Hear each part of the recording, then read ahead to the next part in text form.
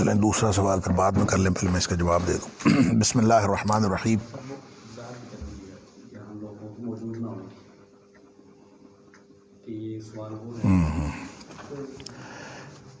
بسم اللہ الرحمن الرحیم۔ یہ سوال آیا ہے اور یہ ظاہر ہے کہ اس وقت حاضرین تو یہاں پہ موجود نہیں ہیں۔ یہ جو کرونا وائرس کا مسئلہ ہے اس حوالے سے، احتیاطی تدبیر کے حوالے سے ہم نے یہاں پہ لوگوں کے آنے کی پابندی لگائی ہوئی ہے۔ تو چونکہ یہ لائیو سٹریمنگ جاری ہے فیس بک وغیرہ کے اوپر، سوشل میڈیا پہ، تو اس سے جو سوالات آئے ہیں ہمارے پروڈیوسر صاحب نے ہمیں دیے ہیں، اس میں ایک سوال ہے کہ یہ جو نبی اکرم صلی اللہ علیہ وسلم کا فرمان ہے کہ الاحسان ان تعبد اللہ کأنک تراہ فإن لم تکن تراہ فإنہ یراک، کہ احسان یہ ہے کہ تم اللہ کی بندگی اس طرح سے کرو جیسے تم اسے دیکھ رہے ہو، اور اگر تم اللہ کو دیکھ نہیں سکتے یا یہ کیفیت پیدا نہیں کر سکتے تو وہ تو تمہیں دیکھ رہا ہے، یعنی یہ کیفیت پیدا کرو۔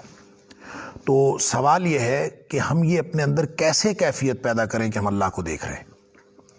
دیکھیں، اصل میں اس کو سمجھنے کے لیے کہ یہ کیفیت کیسا پیدا کریں، یہ بہت بڑی تفصیل سے ہم نے پہلے بات کر لی ہوئی ہے، جہاں سورہ نساء میں ومن احسن دینن کی جو بحث، یہ غالباً 125 نمبر آیت ہے، کہ جس میں یہ تھا کہ اس سے اچھا دین کس کا ہوگا، ومن احسن دینن، اس سے کس کا اچھا دین ہے، ممن اسلم وجہہ للہ وہو محسن، جو اپنا آپ اپنے اللہ کے سپرد کر دے اور وہی محسن ہے، اور واتخذ ملت ابراہیم حنیفہ، اور اس نے ابراہیم علیہ السلام کی ملت کی پیروی کی ہو، ان کے دین کی پیروی کی ہو، اور واتخذ اللہ ابراہیم خلیلا، اور ابراہیم علیہ السلام کو اللہ تعالیٰ نے خلیل بنایا، اپنا دوست بنایا۔ یہ جہاں یہ آیت آئی تھی تو اس وقت مجھے یاد ہے کہ بڑی تفصیل سے لفظ احسان پر اور احسان کے حصول پر جو ہے وہ اس کی تفصیل بحث ہوئی تھی۔ میں صرف یہاں اس سوال کے جواب میں چند باتیں عرض کر دیتا ہوں بڑے اختصار کے ساتھ۔ دیکھیں، احسان کا لفظی معنی ہوتا ہے نیکی کرنا، اور نیکی بھی وہ خاص نیکی احسان ہے کہ جس میں انسان آگے سے آگے بڑھتا جائے۔ محسن وہ نہیں ہوتا جو کسی نیکی پر مطمئن ہو جائے، بلکہ محسن وہ ہوتا ہے جو آگے سے آگے ہمیشہ بڑھتا رہے، کہیں رکے نہ۔ وہ کبھی واجبات پر یا مستحبات پر یا کسی ایک چیز پر جا کے رک نہیں جاتا، وہ آگے سے آگے نیکی کرنے کی کوشش کرتا رہتا ہے۔ یعنی محسن کی نگاہ صرف واجبات پر نہیں ہوتی، صرف فرائض پر نہیں ہوتی کہ میں اتنا کر لوں اتنا کافی۔ اس کی میں مثال اکثر دیا کرتا ہوں کہ ایک آدمی وہ امتحان دے رہا ہے، بچہ، اسٹوڈنٹ، وہ کسی بھی لیول کا، وہ امتحان دے رہا ہے، اس کو پتہ ہے کہ پاس مارکس جو ہیں وہ 40% ہیں، تو وہ 40% کے لیے نہیں پڑھتا، وہ 100% کے لیے پڑھ رہا ہے۔ اب ظاہر ہے 100 میں سے 100 نمبر تو نہیں آنے، لیکن اس نے 100 نمبر کے لیے پڑھنا ہے، اور اس کو پتہ چل بھی جائے کہ میرے 40 نمبر آ رہے ہیں، وہ پھر بھی پڑھائی جاری رکھتا ہے اور محنت کرتا ہے۔ اس کو پتہ چل جائے کہ میرے 50-55% نمبر آ جائیں گے، وہ پھر بھی رکتا نہیں، آگے پڑھتا رہتا ہے۔ اس کو پتہ چل جائے کہ 60-70% بھی نمبر آ رہے ہیں، پھر بھی وہ نہیں رکتا۔ اس کو یہ پتہ چل جائے کہ میرے 80-85% نمبر آ جائیں گے، وہ پھر بھی نہیں رکتا۔ حتیٰ کہ اس کو یہ پتہ چل جائے کہ میرے 95% نمبر آ رہے ہیں، پھر بھی وہ پڑھائی نہیں روکتا، وہ مطمئن نہیں ہوتا، وہ آگے سے آگے پڑھتا رہتا ہے اور وہ اچیو کرنے کی کوشش کرتا ہے اس ٹارگٹ کو۔ تو وہ ٹارگٹ نمبروں کا وہاں اگر 100% حاصل کرنا ہے تو وہ حاصل کر سکے یا نہ کر سکے، وہ اس کے لیے ہر وقت کوشاں رہے، آگے سے آگے بڑھتا رہے، وہ محسن ہوتا ہے۔ لہذا وہاں اللہ تعالیٰ نے فرمایا ومن احسن دین، دین کے اعتبار سے اس سے اچھا کون ہوگا، ممن اسلم وجہہ للہ، جو اپنا آپ ہی اللہ کے سپرد کر دے، یعنی اپنی ذات کو اللہ کے مطیع اور فرما بردار بنا دے، سارا کچھ ہی دے دیا، کمپلیٹ سبمیشن کر دی، کامل سپردگی کر دی۔ اب اس سے زیادہ کیا ہو سکتا ہے؟ پھر وہ محسن، پھر وہ آگے لگا رہتا ہے اور بھی کرتا رہتا ہے۔ کیسے کرتا رہتا ہے؟ نہیں سمجھ آئی تو اس کی جو مثال کے طور پر اللہ تعالیٰ نے فرمایا واتبع ملت ابراہیم حنیفہ، اور اس نے پیروی کی ہو ابراہیم علیہ السلام کے دین کی۔ یعنی ابراہیم علیہ السلام نے کیا کسر چھوڑی ہے کہ اپنی ذات لگا دی اللہ کی توحید کے لیے، اور ابراہیم علیہ السلام کا کردار اس بات کا ثبوت ہے کہ احسان کیا ہوتا ہے، کوئی کسر نہیں چھوڑنی، چلتے رہنا ہے، چلتے رہنا ہے، آگے سے آگے چلتے رہنا ہے۔ یہ تو ہے محسن کی بات۔ لہٰذا محسن وہ ہے جو آگے سے آگے بڑھتا رہتا ہے۔ اب اس کو آپ نبی پاک صلی اللہ علیہ وسلم کی دی ہوئی ڈیفینیشن میں دیکھیں گے تو آپ کو بات سمجھ میں آ جائے گی۔ الاحسان ان تعبد اللہ کانک تراہ۔ اب احسان یہ ہے کہ تم بندگی کی میں وہ کیفیت حاصل کرو کہ تم اللہ کو دیکھ رہے ہو۔ اب اللہ کو دیکھا جانا ممکن نہیں ہے، جس طرح 100% نمبر آنا اکثر پیپرز میں ممکن نہیں ہوتا، لیکن پھر بھی انسان 100% کے لیے کوشش کر رہا ہوتا ہے۔ اسی طرح جو اللہ کا دیدار ہے، اللہ کو دیکھا جانا ہے، وہ ممکن نہیں ہے دنیا میں۔ خود قرآن کہتا ہے کہ لا تدرکہ الابصار وہو یدرک الابصار، اس کو آنکھیں نہیں دیکھ سکتی، اور دنیاوی آنکھوں سے کوئی شخص اللہ کو دیکھ سکتا ہی نہیں۔ نبی پاک صلی اللہ علیہ وسلم سے کسی نے پوچھا کہ آپ نے اللہ کو دیکھا ہے؟ نبی پاک صلی اللہ علیہ وسلم نور انا راہ، اللہ تو نور ہے، میں اس کو دیکھ کیسے سکتا ہوں؟ لہذا دنیاوی آنکھوں سے اللہ کو دیکھا جانا ناممکن ہے، اور اس ناممکن کو اللہ نے ہمارے لیے ٹارگٹ بنا دیا کہ نبی پاک صلی اللہ علیہ وسلم فرماتے ہیں الاحسان ان تعبد اللہ کانک تراہ، اللہ کی بندگی یوں کرو جیسے تم اللہ کو دیکھ رہے ہو۔ دیکھا جانا ممکن نہیں ہے۔ گویا احسان یہ ہے کہ وہ ٹارگٹ جو اللہ نے دیے ہے، چاہے وہ ان اچیویبل ہے، اس کو اچیو کرنے کی کوشش رکھنا۔ اگر وہ اچیویبل ہوتا نا، اگر وہ قابل حصول ہوتا تو وہ منزل آ جاتی ہے، انسان کوشش کرتا کرتا اس تک پہنچ جاتا۔ تو اس کا مطلب ہے اس کے بعد پھر کیا کرے انسان؟ مرنے سے پہلے اگر انسان اس ٹارگٹ تو اچیو کر لیتا تو اس کا مطلب ہے اس کی کوشش اور کاوش رک جاتی؟ نہیں۔ وَاعْبُدْ رَبَّكَ حَتَّى يَأْتِيَكَ الْيَقِينُ، اللہ قرآن میں فرماتا ہے کہ بندگی کرتے رہو کرتے رہو کرتے رہو، درمیان میں موت آ جائے، لیکن یہ بندگی کا سلسلہ نہیں رکنا چاہیے۔ گویا آپ نے آگے سے آگے بڑھتے رہنا، موت آ کے اس کو کٹ کرے گی، وہ ٹارگٹ اچیو نہیں ہوگا۔ ٹارگٹ کہاں اچیو ہوگا؟ ٹارگٹ اچیو ہوگا موت کے بعد برزخ، اللہ اکبر، قبر کتنا عرصہ اللہ کو معلوم ہے، پھر اس کے بعد حشر کتنا عرصہ اللہ کو معلوم ہے، پھر اس کے بعد جنت جہنم کا فیصلہ ہو گیا، جنتی جنت میں چلے گئے، جہنمی جہنم میں چلے گئے، سسٹم مکمل ہو گیا۔ جب سسٹم مکمل ہو گیا تو اس مکمل سسٹم کے بعد نبی اکرم صلی اللہ علیہ وسلم نے فرمایا کہ جنتی جنت میں ہوں گے، موج سے رہ رہے ہوں گے، ایک دم ایک فرشتہ منادی کرے گا، وَيُنَادِي مُنَادٍ، ایک فرشتہ اعلان کرنے والا آ کے اعلان کرے گا کہ یا اہل الجنہ، جنتیوں بات سنو، اللہ اکبر، ان لکم عند اللہ موعدا، اللہ اکبر، یرید ان ینجزکموہ، ایک اللہ نے تم سے وعدہ کیا تھا، آج اللہ اپنا وہ وعدہ پورا کرنا چاہتا ہے۔ جنتی حیران ہو جائیں گے کہ اللہ ہمیں تم نے جہنم سے نجات دے دی، عذابوں سے بچا لیا، جنت عطا کر دی، ہر طرح کی نعمت مل گئی، کون سا وعدہ رہ گیا پیچھے؟ ہر چیز تو مل گئی، کچھ بھی نہیں باقی بچا۔ تو پھر نبی اکرم صلی اللہ علیہ وسلم نے فرمایا فَيُكْشِفُ الْحِجَابِ، اللہ تعالیٰ حجاب ہٹا دیں گے، اس وقت اللہ اپنا دیدار کروائے گا۔ اللہ اکبر، جب اللہ اپنا دیدار کروائے گا تو اس وقت جنتی حیران ہو جائیں گے اللہ کے دیدار کی لذت کے سامنے، وہ جنت کی ساری نعمتوں کو ہیچ سمجھیں گے، اس قدر وہ لذت محسوس کریں گے اللہ کے دیدار کی۔ یہ ہے وہ ٹارگٹ، یہاں جا کے مکمل ہوگا۔ درمیان میں موت بھی ہے، درمیان میں برزخ بھی ہے، درمیان میں حشر بھی ہے، ٹارگٹ اچیو ہوگا تو وہاں ہے۔ وہ ٹارگٹ اصل میں ہمارے ذمہ لگایا گیا ہے کہ اس کو حاصل کرنے کے لیے کوشش کریں۔ کوشش ختم ہو جاتی ہے موت پہ جا کے، ٹارگٹ جا کے اچیو ہونا ہے وہاں۔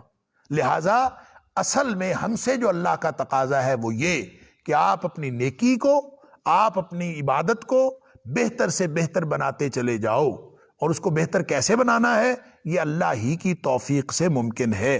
جب آپ کرتے جاؤ گے تو اس میں بہتری آتی جائے گی۔ اللہ کا وعدہ ہے کہ والذین جاہدوا فینا، جو بیٹھے بیٹھے سوچتا رہتا ہے نا اس کو نہیں ملتا، والذین جاہدوا فینا، جو ہمارے راستے میں محنت کرتے ہیں، لنہدینہم سبلنا، اس کو ہم اپنا راستہ بتا دیتے ہیں، اس کو ہدایت دے دیتے ہیں۔ لہٰذا جو شخص جس کو چاہیے کہ وہ اللہ کی قربت، یہ اللہ کی قربت کا سفر ہے، یہاں ممکن نہیں ہے کہ کوئی شخص اس قربت کے سفر میں کسی ایک جگہ پہ جا کے رک جائے۔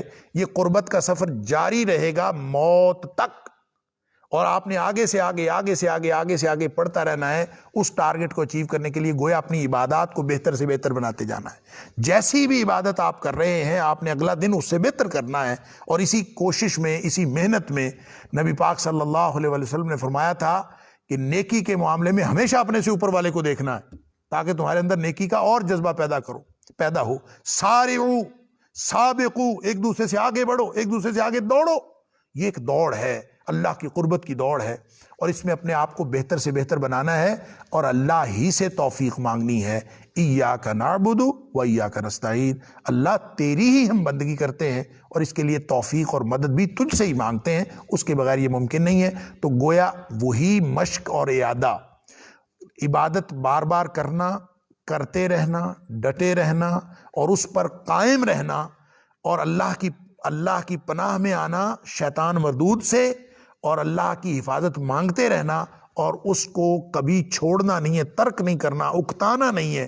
اور اگر کوئی شخص اس طرح سے اپنے آپ کو تیار کر لے اور اس طرح سے وہ اپنے زندگی کا طریقہ بنا لے تو آہستہ آہستہ وہ اس ٹارگٹ کے قریب ہوتا چلا جاتا ہے. کون حاصل کر لے گا یہ ناممکن الحصول ہے, اس دنیا میں حاصل نہیں کیا جا سکتا. یہ بس بہتر سے بہتر ہی ہے, اور کبھی اگر حاصل کیا جا سکتا ہوتا تو اس کا مطلب ہوتا کہ یہ آدمی پرفیکشن کے لیول کو پہنچ گیا ہے. پرفیکشن اسلام میں صرف یہی ہے کہ آپ کوشش کرتے رہیں. اگر آپ نے اپنی صلاحیتوں کو, ساری کی ساری صلاحیتوں کو لگا دیا, اللہ آپ کی وہ پرفیکشن گن لے گا. اللہ یہ گن لے گا کہ آپ اپنے منزل کو پہنچ گئے. لا یکلف اللہ نفسا الا وسعها, اللہ کسی کو ذمہ دار نہیں ٹھہراتا سوائے اس کے جتنی استطاعت ہے. لہٰذا اپنی ساری استطاعت کو پٹ کر دینا یہ ہے اصل میں ہمارے ذمے. اور کوئی شخص اگر لگا رہے گا اس طرح سے دین پر عمل کرتا رہے گا, ہم اکتا کر چھوڑ دیتے ہیں. ہم کوئی ٹارگٹ اچیو کرنا چاہ رہے ہوتے ہیں, ہم چاہتے ہیں کہ کوئی ہمیں انڈیکیشن ہو جائے کہ جناب اب ہم وہ پہنچ گئے ہیں اس جگہ پر. ایسا نہیں ہے. اس کو بعض شارحین حدیث جو ہیں انہوں نے مقام مشاہدہ کہا ہے. مقام مشاہدہ صرف کیفیت کا نام ہے, اور جو دوسرا مقام ہے کہ اللہ تو تمہیں دیکھ رہا ہے, وہ مقام مراقبہ ہے. مراقبہ کا مطلب ہوتا ہے نگرانی, کہ اللہ مجھے دیکھ رہا ہے. اب یہ کیفیت حاصل کرنے میں کتنی کی مشکل ہے کہ آپ ہر کام سے پہلے سوچیں کہ اب میرا اللہ مجھے دیکھ رہا ہے, اور جب آپ کو یہ احساس ہو کہ میری مانیٹرنگ کی جا رہی ہے, میں دیکھا جا رہا ہوں. یہ ہم سڑک پہ موٹر وے پہ سفر کرتے ہیں نا, اب تو خیر لاہور میں بھی جگہ جگہ پہ کیمرے لگ گئے ہر جگہ پہ, تو وہ لکھا ہوتا ہے کہ تمہیں کیمرے کی آنکھ دیکھ رہی ہے. تو بس جہاں کیمرے کی آنکھ دیکھ رہی ہے وہاں ڈرائیور بڑا محتاط ہو جاتا ہے کہ کیمرہ مجھے دیکھ رہا ہے. اللہ اکبر. بعض موٹر ویز ہیں غیر ملکوں میں, تو اس کے اوپر لکھا ہوتا ہے کہ اس موٹر وے کی جو نگرانی ہے, مراقبہ ہے یا اس کی مانیٹرنگ ہے, وہ سیٹلائٹ سے کی جا رہی ہے. اب سیٹلائٹ سے اس کی اگر مانیٹرنگ کی جا رہی ہے تو سب کو پتا ہے کہ اب میں نے کسی جگہ بھی اوور سپیڈنگ نہیں کرنی, کوئی لائن لین کی غلطی نہیں کرنی. کیوں؟ دیکھا جا رہا ہے. بس وہ ہے کہ اگر انسان یہ ذہن میں بنا لے کہ ہر وقت میرا اللہ مجھے دیکھ رہا ہے, تو دیکھیں اس کے پاس غلطی کرنے کی گنجائش کہاں رہ جاتی. کہاں کون سی جگہ ہے کہ جہاں انسان تنہائی میں ہو اور اس کی پرائیویسی ہو. پرائیویسی کیا ہونی ہے؟ یہ جو فرشتے بیٹھے ہیں لکھنے والے, یہ کیا پرائیویسی کرنے دیتے ہیں؟ آدمی کے پاس گنجائش ہی کیا ہے؟ ہر وقت اللہ مجھے دیکھ رہا ہے. اللہ بھی دیکھ رہا ہے, اور یہ جو اللہ تعالیٰ نے اسباب پیدا کیے ہیں, سارے ارد گرد کی چیزیں یہ بھی دیکھ رہی ہیں.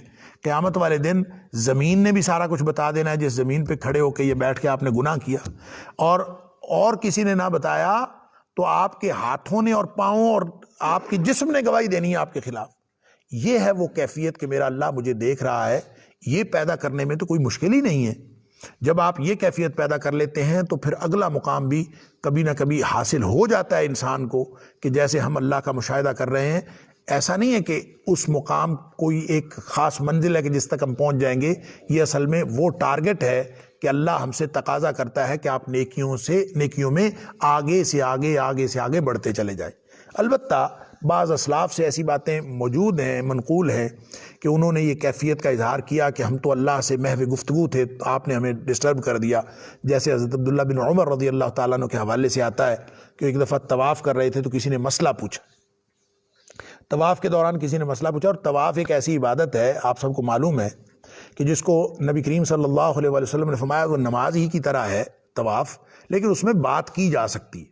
یعنی نماز میں آدمی دوسرے سے بات نہیں کر سکتا، طواف میں اگر بات کرنے کی ضرورت پڑے تو آدمی کر سکتا ہے، وہ بھی عبادت نمازی کی طرح ہے۔ اور ظاہر ہے جس طرح نماز میں اللہ کے سامنے حاضری ہوتی ہے، طواف میں بدرجہ اولا اللہ کے سامنے حاضری ہوتی ہے۔ تو یہ کیفیت بنانا کہ میں اللہ کے سامنے ہوں اور اللہ کے ساتھ میں بھی گفتگو ہوں، یہ کیفیت بنانا یہ تو انسان کی اپنی توجہ اور کنسنٹریشن کی بات۔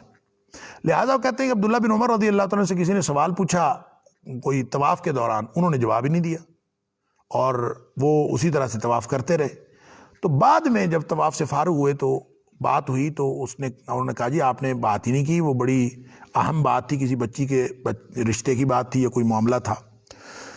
انہوں نے کہا میں طواف میں تھا، اللہ اکبر، اور طواف میں جب ہم ہوتے ہیں تو ہم اللہ کے ساتھ محو مشاہدہ ہوتے ہیں، ہم اللہ کو دیکھ رہے ہوتے ہیں، یعنی گویا ہم نے ایسی کیفیت بنائی ہوتی ہے کہ جیسے ہم اللہ کو دیکھ رہے ہیں۔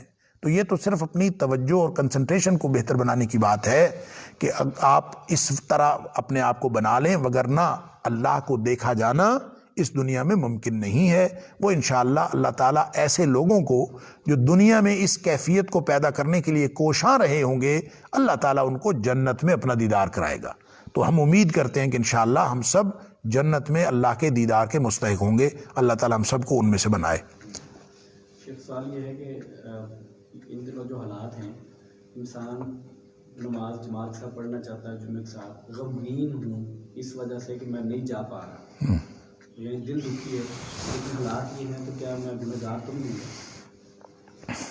یہ سوال ہے کہ آج کل کے جو حالات ہیں پوری دنیا میں اور پاکستان میں بھی، ہر جگہ پہ بھی اللہ تعالیٰ معاف فرمائے، ایک آفت، ایک مصیبت آئی ہوئی ہے کرونا وائرس کی شکل میں، اور پھر یہ چونکہ متعدی مرض ہے اور یہ ایک جگہ سے ایک سے دوسرے کو لگ جاتی ہے، تو احتیاطی تدابیر کے طور پر جو ماہرین ہیں انہوں نے منع کیا ہے کہ لوگ ایک دوسرے سے کے قریب نہ آئیں، ایک دوسرے سے ملیں نہ، مصافحہ نہ کریں، اور آپس میں اور خاص طور پہ کسی ایسی جگہ پہ اکٹھے نہ ہوں جہاں زیادہ لوگ ہوں اور ایک دوسرے سے قربت ملے، اس سے اس کے پھیلنے کا خدشہ ہے۔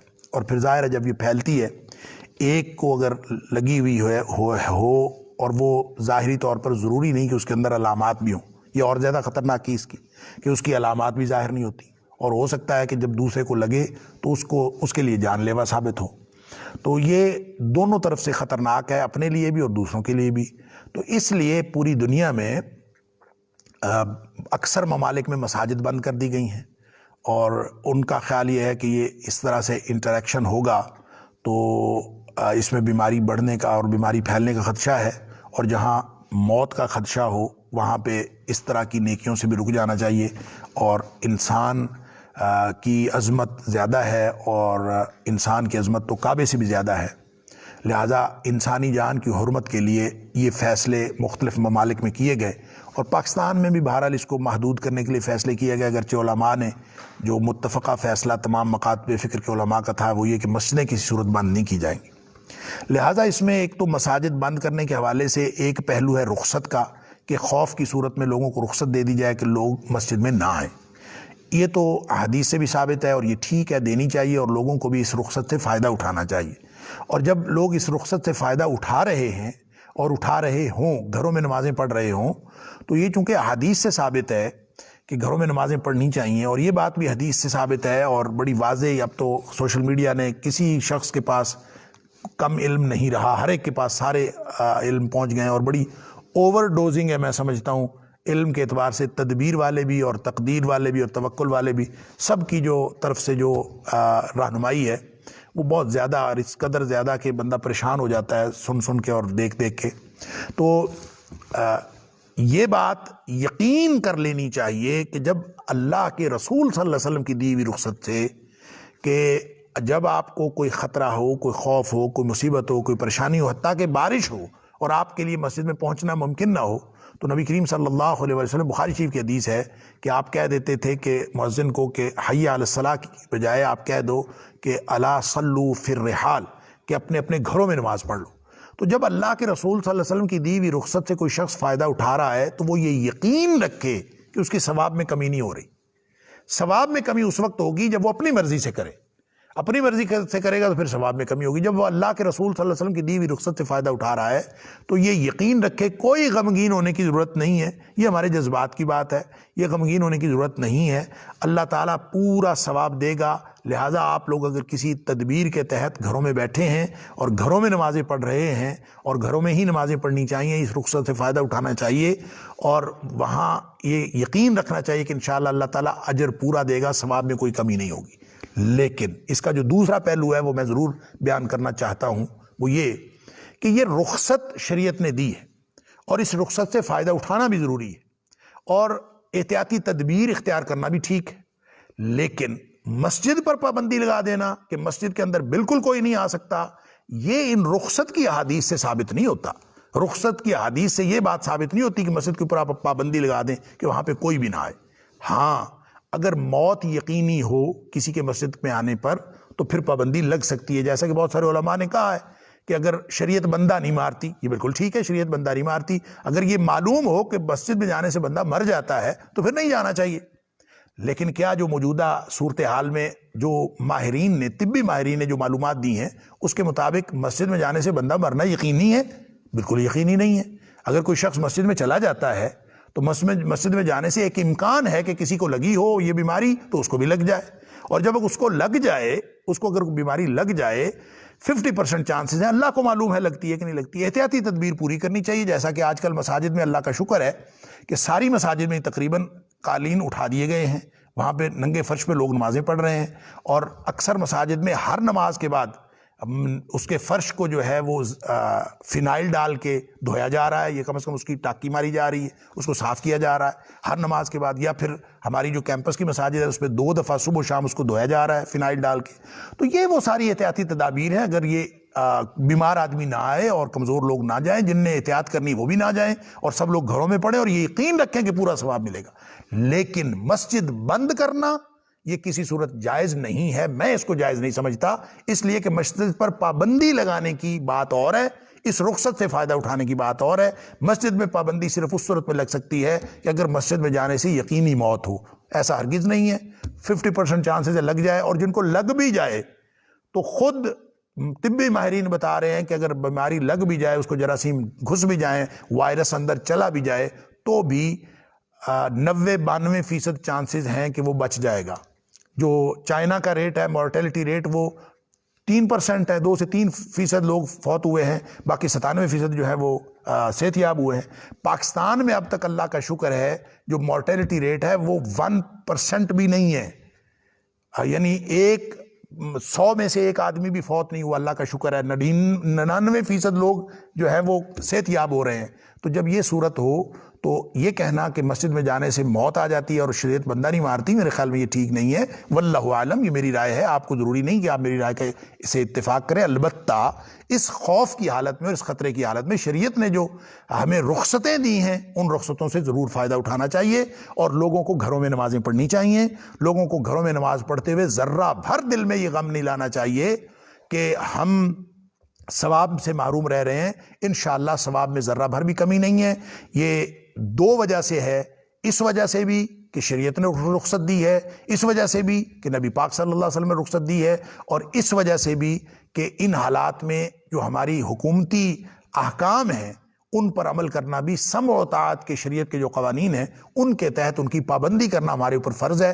تو اگر شریعت اجازت دیتی ہے گھروں میں نماز پڑھنے کی، اور ملکی قانون اور وقتی قانون یہ کہتا ہے کہ آپ مسجد میں نہ جائیں، تو آپ کو بالکل مسجد نہیں جانا چاہیے، اور آپ کو واقعتاً یہ سمجھنا چاہیے کہ انشاءاللہ گھر میں پورا ثواب ہوگا، اس بارے میں قطعاً غمگین ہونے کی ضرورت نہیں۔ البتہ پابندی لگانے والوں کو یہ سوچنا چاہیے کہ یہاں 100% جب موت نہیں ہے تو وہ مسجدوں کے اوپر پابندی نہ لگائیں، اس کو بند نہ کریں، البتہ لوگوں کو پوری طرح سے رخصت بھی دیں اور لوگوں کو رخصت سے فائدہ بھی اٹھانا چاہیے۔ اللہ تعالیٰ اس آفت کو ہم سے دور کرے۔ یہ پریشانی کی بات ہے، یہ بڑی ہی اس میں چونکہ مختلف علماء اپنی اپنی اجتہادی رائے دے رہے ہیں، اس لیے میں تو اس بارے میں عام طور پہ بالکل خاموش ہوں. میں سوشل میڈیا پہ قطعاً کوئی رائے بھی نہیں دیتا, کوئی کمنٹ بھی نہیں کرتا. اس لیے نہیں دیتا کہ خواہ اختلاف پیدا کرنے کی کوئی بات نہیں ہے.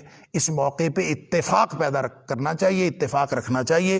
لہٰذا اگر آپ کو کسی کی رائے سے اختلاف ہے تو بھی پریشانی کی کوئی بات نہیں ہے. شریعت نے رخصت دی ہے, اس رخصت سے فائدہ اٹھانا چاہیے اور گھروں میں نمازیں پڑھنی چاہیے, اور ہر اس احتیاطی تدبیر کو اختیار کرنا چاہیے جو طبی ماہرین نے ہمیں بتائی ہے.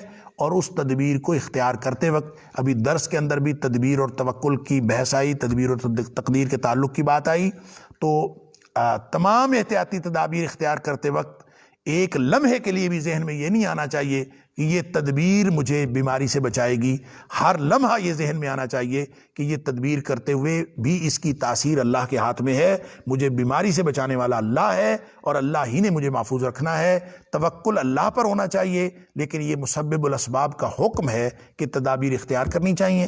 تدابیر ہم نے اس لیے اختیار کرنی ہے کہ اس کا حکم ہے, توکل اسی پر رکھنا ہے. اللہ تعالیٰ ہم سب کو یہ ایمان بھی نصیب کرے اور اسی ایمان کے مطابق اللہ تعالیٰ ہمیں اپنے دین کے ساتھ جڑا رکھے, اور ہمارے حکمرانوں کو بھی اللہ تعالیٰ یہ توفیق دے کہ وہ بجائے صرف احتیاطی تدابیر پر زور دینے کے وہ توبہ, استغفار, توکل علی اللہ اور گناہ چھوڑنے اور نیکیاں کرنے کی طرف توجہ دیں. حکمران اپنی جگہ یہ کام کریں, عوام اپنی جگہ کام کریں. ہم سب جب انابت اللہ کی طرف آئیں گے, اللہ کی طرف رجوع کریں گے, تو وہ بھی ایک علاج ہے. یعنی اس میں یہ بھی ایک سوچنے والی بات ہے کہ نبی اکرم صلی اللہ علیہ وسلم نے فرمایا کہ لکل داء دوا, ہر مرض کا کوئی نہ کوئی علاج ہے. اب ہم کہتے ہیں کہ اس وبا کا کوئی علاج نہیں ہے, تو یہ نبی کریم صلی اللہ علیہ وسلم کے دیے ہوئے فلسفے کے خلاف ہے. علاج ضرور ہے, یہ ہو سکتا ہے ایلوپیتھک میں نہ ہو, ہومیوپیتھک میں ہو, ہومیوپیتھک میں نہ ہو, طب یونانی میں ہو, طب یونانی میں نہ ہو, طب نبوی میں ہو, یا کسی بھی چیز میں نہ ہو. یہ علاج اس کا اللہ کے ذکر میں ہو, کسی اور چیز میں نہ ہو. اللہ کے سجدہ کرنے میں علاج ہو, کسی اور چیز میں نہ ہو. اللہ کے سامنے توبہ اور استغفار کرنے میں علاج ہو, یہ ہو سکتا ہے. لہٰذا یہ یقین رکھنا چاہیے مومن کو, اہل ایمان کا معاملہ کسی بھی وبا میں, کسی بھی مصیبت میں اہل کفر سے مختلف ہونا چاہیے, اور وہ یہی ہے کہ ان کو یہ یقین رکھنا چاہیے کہ اس کا علاج ہے, کہاں ہے, اسی اللہ سے مانگتے ہیں جو مسبب الاسباب ہے. اور پھر ویسے بھی نبی پاک صلی اللہ علیہ وسلم نے جو علاج بتایا ہے, شہد میں شفا ہے, شہد کو استعمال کرنا چاہیے. نبی کریم صلی اللہ علیہ وسلم نے فرمایا کہ یہ حبۃ السودا, یہ جو کالا دانہ ہے جس کو کلونجی کہتے ہیں ہم اردو زبان میں, اس کے اندر شفا ہے. تو بلکہ اس کے بارے میں تو نبی پاک صلی اللہ علیہ وسلم نے فرمایا ہر بیماری کے لیے شفا ہے سوائے موت کے. موت کے علاوہ ہر بیماری کا علاج. تو کلونجی استعمال کر کے اگر نبی پاک صلی اللہ علیہ وسلم کی کہی ہوئی بات پر ایمان ہو تو اس کا مطلب یہ ہوگا کہ کلونجی استعمال کرتے ہوئے انسان کو یہ یقین رکھنا چاہیے کہ میں جب کلونجی استعمال کر رہا ہوں تو مجھے کسی بیماری سے موت نہیں آ سکتی. موت کا آنا یقینی ہے, موت نے تو آنا ہی آنا ہے. لہٰذا کسی بیماری سے مجھے موت نہیں آ سکتی, کسی اور طرح سے موت آ جائے گی. علاج کے طور پر ہمیں یہ یقین رکھنا چاہیے. لہٰذا یہ فلسفیانہ بنیادیں بھی اور قلبی بنیادیں بھی, نفسیاتی بنیادیں بھی اہل ایمان کی اور ہیں اور اہل کفر کی اور ہیں. اسی طرح سے احتیاطی تدابیر اختیار کرتے وقت بھی مسلمان مومن کا رویہ اور ہونا چاہیے اور کافر کا رویہ اور ہے. اللہ تعالیٰ ہم سب کو ایمان کی بنیاد پر فیصلے کرنے کی توفیق عطا فرمائے. اللہ تعالیٰ ہم سب کو قرآن کی سمجھ عطا فرمائے اور ہم سب کو قرآن سے اور نبی پاک صلی اللہ علیہ وسلم کی تعلیمات سے ہر ماحول میں جڑا رہنے کی توفیق عطا فرمائے. اللہم اہدنا بالقرآن العظیم, اللہم ارحمنا بالقرآن العظیم, اللہم انفعنا بالقرآن العظیم, اللہم اجرنا من النار بالقرآن العظیم, اللہم ادخلنا کلنا الجنة الفردوس بالقرآن العظیم, اللہم اجعل القرآن لنا اماما ونورا وہدى ورحمة, اللہم اجعل القرآن ربیع قلوبنا ونور صدورنا وجلاء احزاننا وذہاب ہمومنا وغمومنا. اللہم انا نعوذ بک من الوباء والبلاء, اللہم انا نعوذ بک من الوباء والبلاء, اللہم انا نعوذ بک من الوباء والبلاء, اللہم انا نعوذ بک من زوال نعمتک وتحول عافیتک وفجاءت نقمتک وجمیع سخطک. اللہم انا نعوذ بک من جہد البلاء ودرک الشقاء وسوء القضاء وشماتة الأعداء.